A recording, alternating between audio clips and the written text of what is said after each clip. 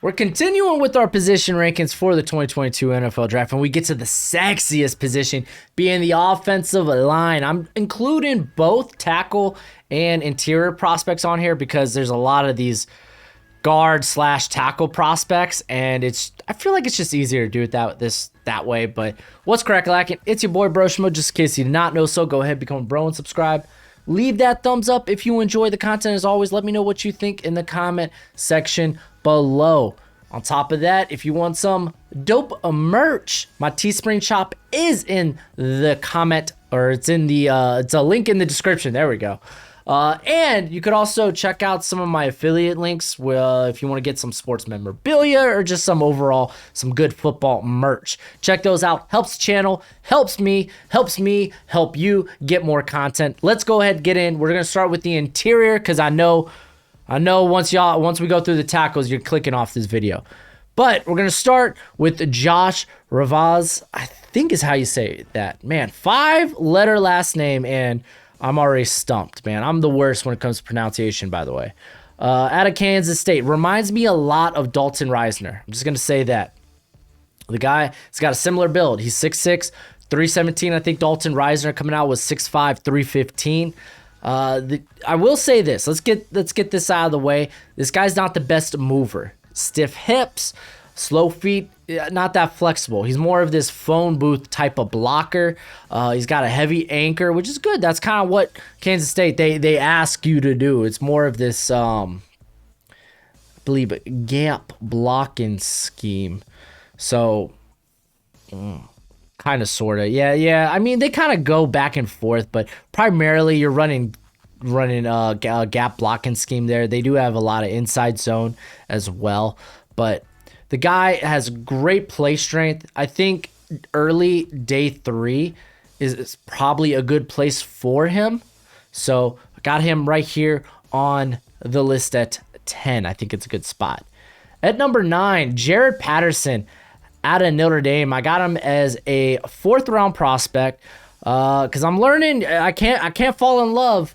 I can't fall in love with these slightly undersized athletic guard or athletic center prospects. Now, the Cat's played center his whole career there at Notre Dame. And we say this every year about Notre Dame offensive line prospects. They got great technique. They're very sound in their technique, great hand placement. They use their hands exceptionally well. They get good leverage. And this dude's got quick feet. Who would have thought at 307, he's got quick feet. And actually getting good leverage at 6'5" means kind of a lot. You know, the taller you are, the harder it is to get leverage.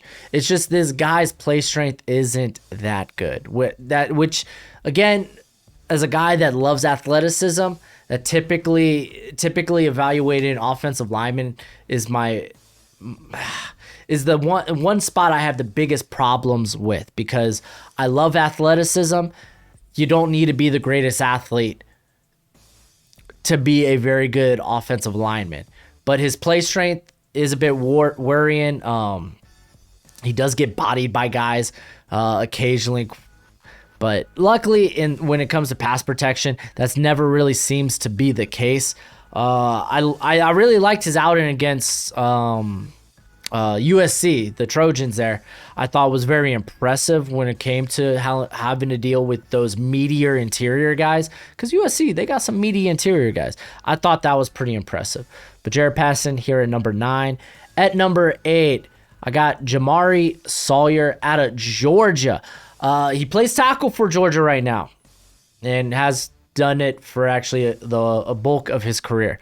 Like he has over almost 900 snaps at left tackle, 160 at right, and he's played a little bit at guard. But when he's played at guard, he's actually been pretty darn good. The thing is, what currently Georgia, how they run their offense, how they operate it, you see a lot of 2 tight end sets. Typically, he's got a tight end on the other side of him. He's functioning as a guard. He's not having to take on pressure one-on-one, and it kind of it skews the gradient in some cases. Like if you like PFF and you like to go through their analytics, Like, you look at his grade and it's like, this guy grades exceptionally well as a pass protector, but a lot of that, he doesn't have a lot of true one-on-ones because he's got either Brock Bowers or Washington there helping him out. He only has 23 true pass sets this whole season. So that, I think that is a big concern. If you go back to last year where he had more of those, he allowed 5 pressures. Didn't allow a sack, though. Good on him. Didn't allow a sack. I think this guy's going to end up moving in, being a guard. I mean, 6'4", 225. You're basically asking this guy to play guard because he is we talked about it with Josh Rivera's. I think that's how you say his name, man. It's really killing me now.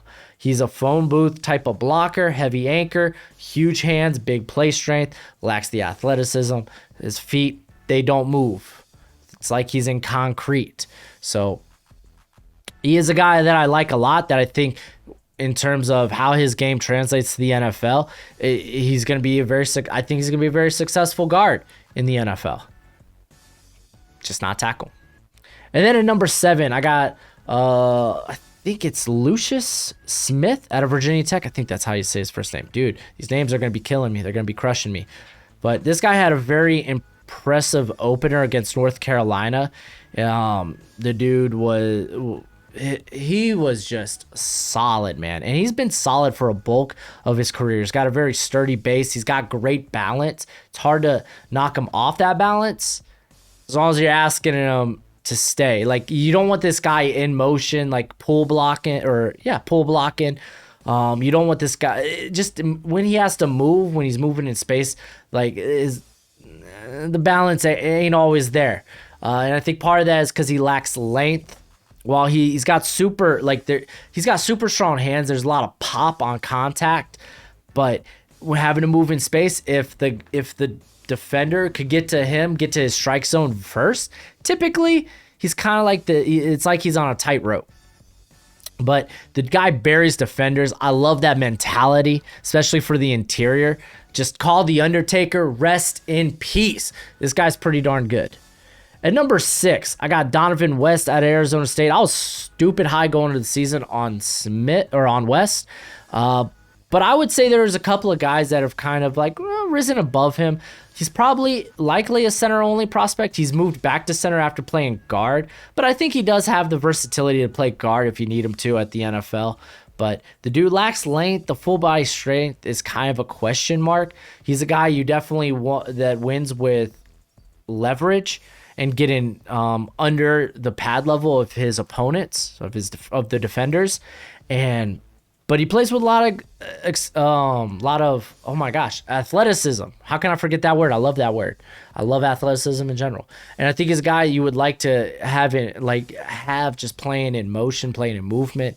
The dude is like a must for like an outside zone blocking scheme. Oh, my dog's whimpering. Oh, little Gojo, I'll let you in, buddy. Do you want to talk about number 5? Thayer Mumford. You do? Well, Thayer Mumford, he moved back to, okay. No kisses. You're taking my headsets off. This is a problem. Ugh. Buddy, you're causing me all kinds of problems. He moved back to guard. There we go. I said move back. Everyone was projecting this guy as a guard convert. A lot of people were really surprised that he decided not to come out the last draft. But his play last year in 2020 kind of made you believe that he could probably maybe stick a tackle. The thing is, typically what we're seeing of him right now, I think this is the peak. I don't think there's much of a ceiling on Mumford. I think this is more of a case of what you see is what you get from Thayer Mumford. And I think he's going to be a solid NFL player. That's why I got him projected as a mid-day 2 guy. He uses his hands really well. He's a very disciplined player. Good full body strength. Does lack athleticism. That's why a lot of people said, this guy's going to be a guard convert. Stiff hips. And balance has been a bit shaky this year. He had to face off with that Oregon game, Brandon Dorlus, and Dorlus took him to task. Dorlus, that's a guy to watch out for. If you ain't familiar with him, then check him out. But I kind of like him maybe in a very play-action heavy offense. So maybe you're like like a Sean McVay type of offense, a Kyle Shanahan, where they incorporate a lot of motion, a lot of play action. They like to establish the run early so they could go and utilize that play action a lot of times. I like him in that type of scheme. And then number 4, Zion Johnson. Zion Johnson is my freaking boy. He moved back to guard this year after playing guard his first in 2019 for Boston College. They moved him out to left tackle, and he had a couple of rough games early on, but he really started playing extremely well. He got used to playing there at left tackle. Now they move him back into left guard, and the dude's it's just more of the same. The guy's playing great. He's got good athleticism. I like the balance and his ability to play in space. And you'll see with those Boston College guys, they're actually really good in terms of what they can do with their lateral movement, just movement in general. You like those guys get into the second level.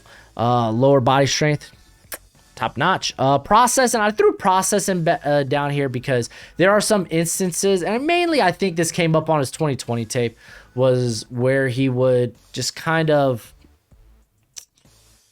blank on stunts, not recognize blitzes and such. And that's actually, I think, a bit more worrisome when you move back to the interior, because you got to notice that type of stuff. You got to know who's trying to come through your gaps, But easily, like, this cat has been this cat's real good. This is why I got him here at 4.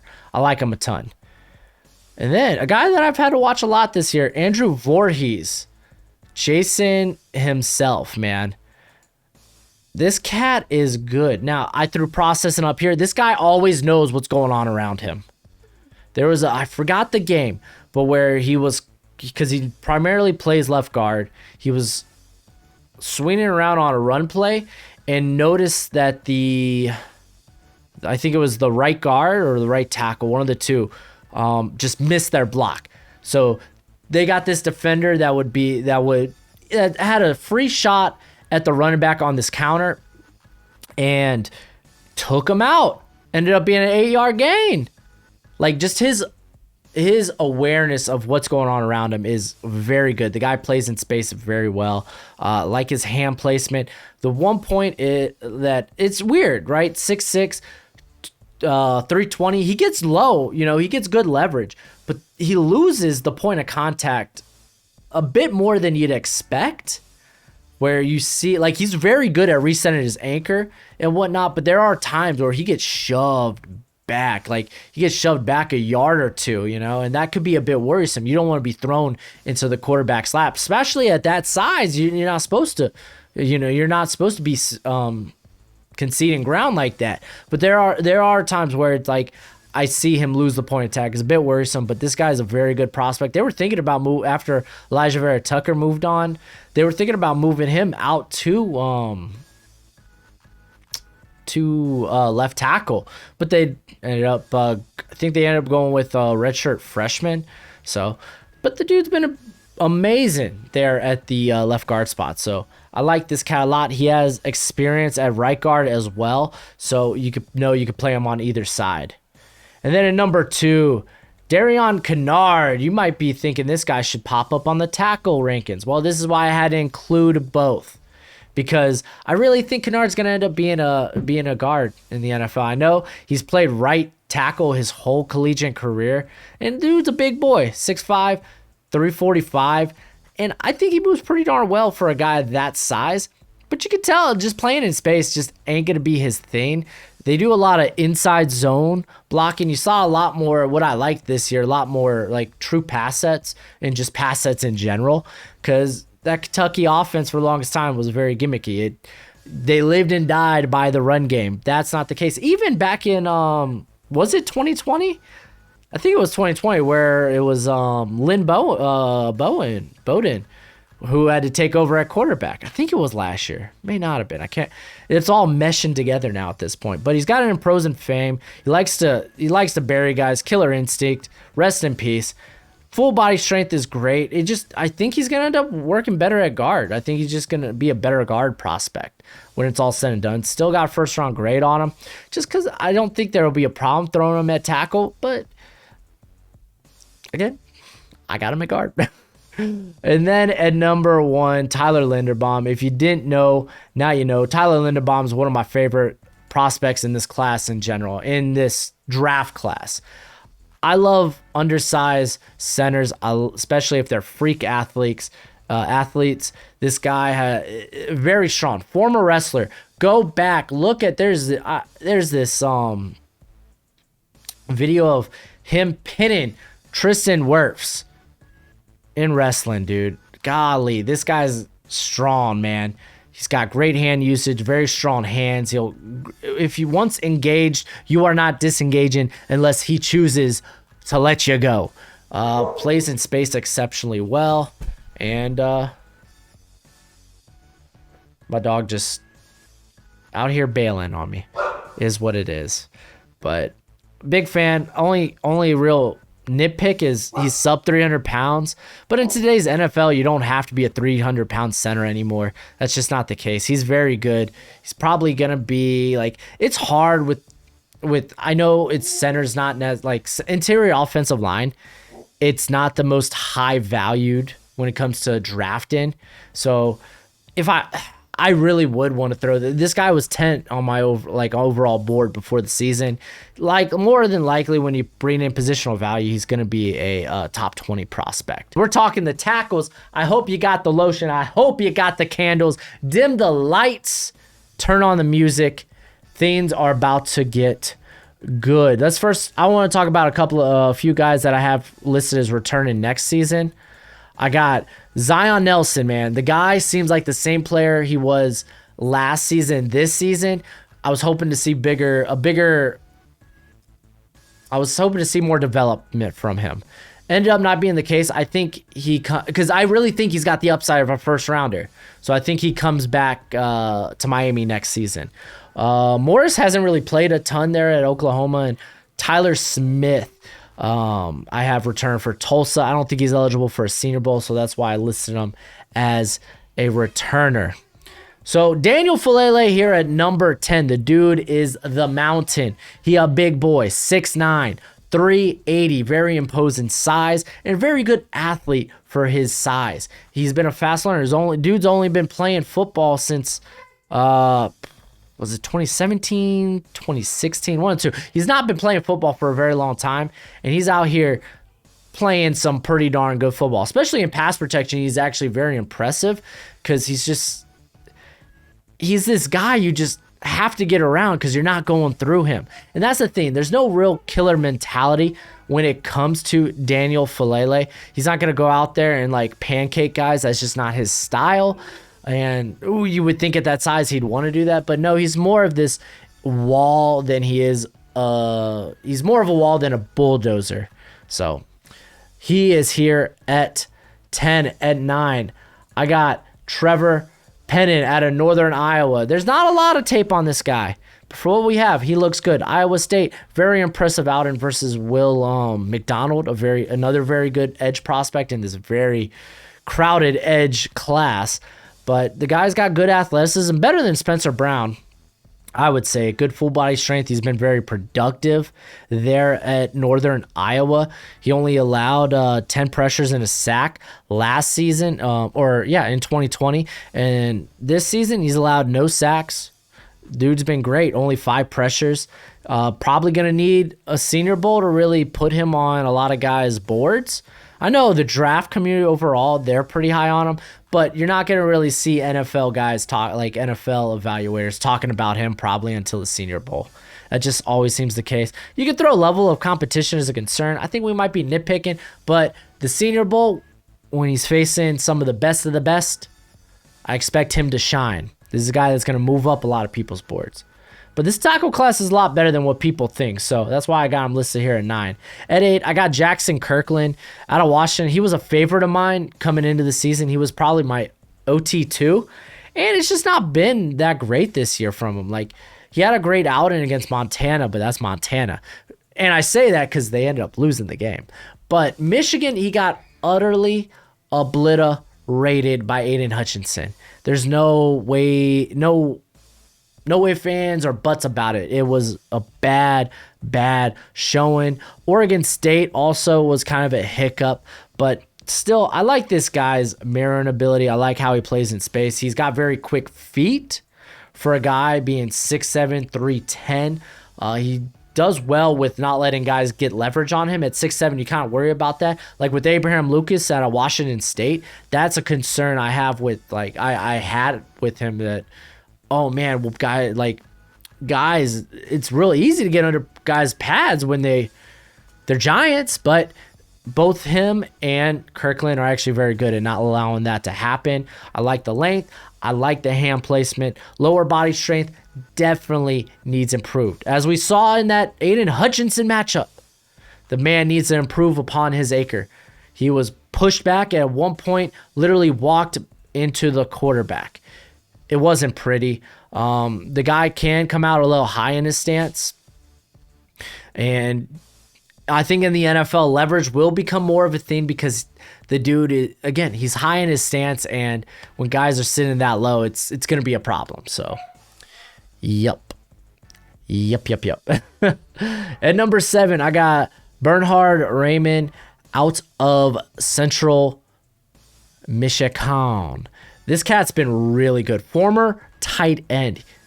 Another guy that picked he was overseas, I think.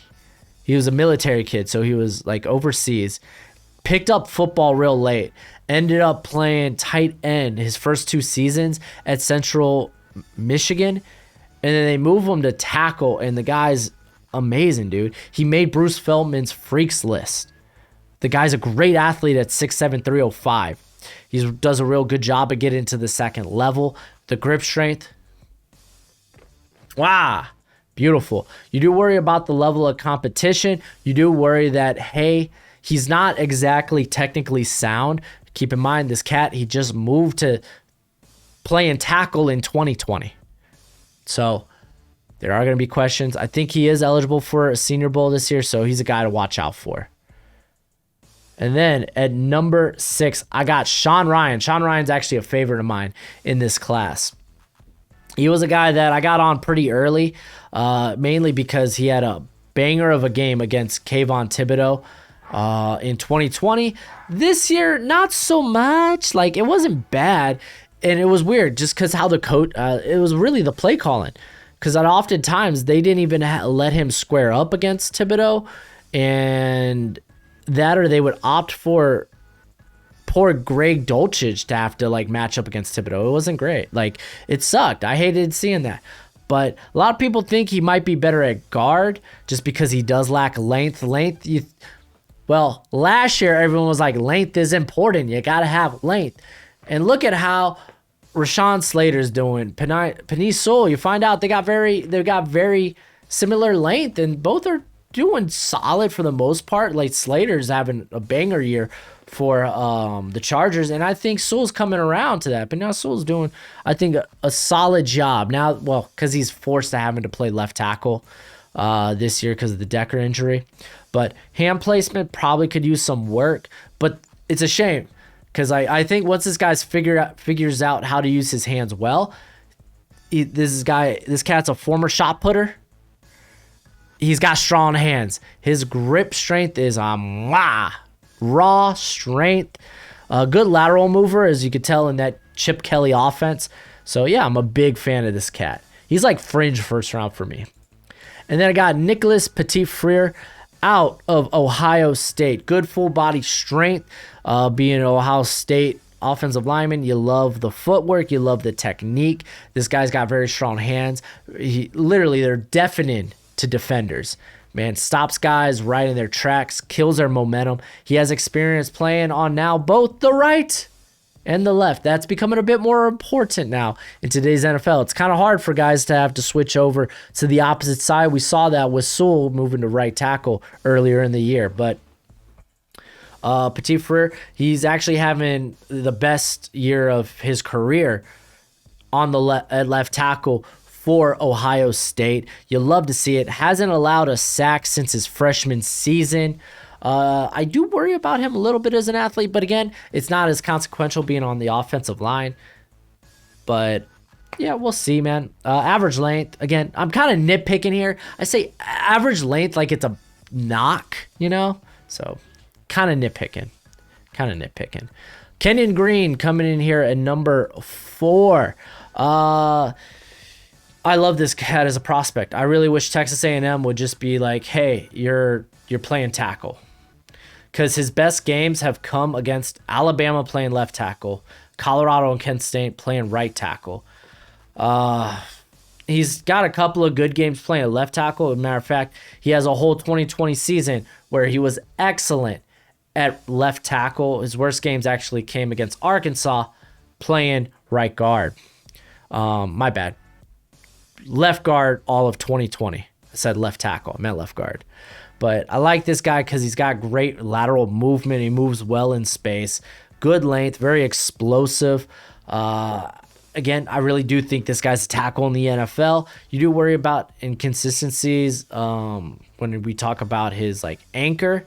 You kind of saw that in the Arkansas game. But it hasn't been a problem for him throughout the rest of the season. So, big fan of this cat. Big fan. And then Charles Cross. Egg on my face. What can I say?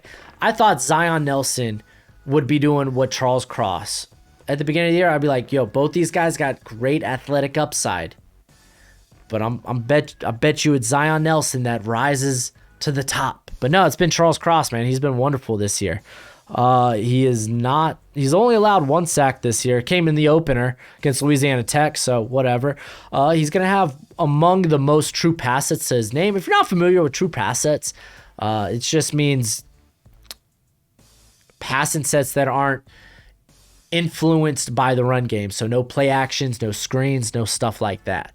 So true pass sets. But this cat, man, again, the athletic upside's great. He's got good mirroring ability. He got very quick feet.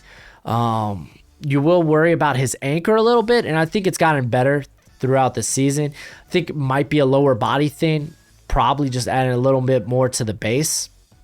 But yeah, no, this cat, like the Louisiana Tech game, I was just like, oh my gosh, this cat has no anchor. He's being knocked back, but he's been a lot better about that. This guy, he has 451 pass blocking snaps just this season, playing that Mike Leach offense. Now, last year, he allowed 44 pressures, 6 sacks. In his first year under Mike Leach playing left tackle, he got taken advantage of. He had faced a lot of one-on-ones against SEC talent. So him coming out and just playing extremely well is, I think, him reaching his potential. I don't think it's a one-year wonder type of thing. I think it's just he's used to the system now. He's got that ability to handle really anybody. I think he's just achieving potential now. I think we're seeing him ascend. Number 2, this is probably, again, one of my favorite prospects in this class, Ikem Ekwonu, out of NC State, my boy Icky. Now, he wasn't the best pass protector in 2020. He allowed 25 pressures, 7 sacks at left tackle, 4 penalties. This year, he's been amazing. He's only allowed 6 pressures, no sacks. He's been dominating this year. This guy buries defenders, man. He's probably got I think he's, if not first, he's in the top 3 in terms of big-time blocks, both in the running game and probably in pancakes. This guy's got extremely powerful hands and just loves to bury guys. He made Bruce Feldman's freaks list in terms of, he was like, oh, this guy could be the Mekhi Becton of the guard class. The guy's played so well at tackle. I'm willing to let him give it a shot in the NFL. This guy, watch out, man. Evan Neal, number 1. No one saw this coming, right? All right, Evan Neal, man. He only has allowed 8 pressures this season. No sacks. And he's doing it on the left side. He was playing right tackle last year. But now he moved to the left side. He's been dominant. He's looked very impressive, especially he's only allowed 4 pressures since the Miami game where he allowed 4 pressures. So been very good. Brute strength, very just in that imposing size. Like just the type of size where I'm going to impose my will on you. And he's very athletic for his size. At 6'7", 350, doing those jumping box lunges. If you haven't seen the video, go check it out. It's very impressive. You like to see that type of burst, that type of explosiveness from your tackles. Tristan Wirfs talked about this, how important that is. That's why a lot of guys, when it comes to the combine, you're looking at those broad jump numbers and kind of being like, oh, the broad jump, the vertical, who's impressing here? I want to see that. There are times where he becomes a bit of a lunger and plays, I put here, plays ahead of his feet, just where he plays in front of himself. And typically that's a type of playing style that's, it comes from guys that just want to be run blockers. It's a run blocking mentality to go in and attack the defender. While in pass sets, you want to sit back, unless, of course, it's play action. Then you have to fake, being a run blocker. So it's not that big of a deal. It's something he doesn't do often. So I wouldn't even worry about it. But yeah, he is the top guy. I don't want this video to be too long, but let me know what you think in the comment section below. Until next time, you be easy, my friends. Later.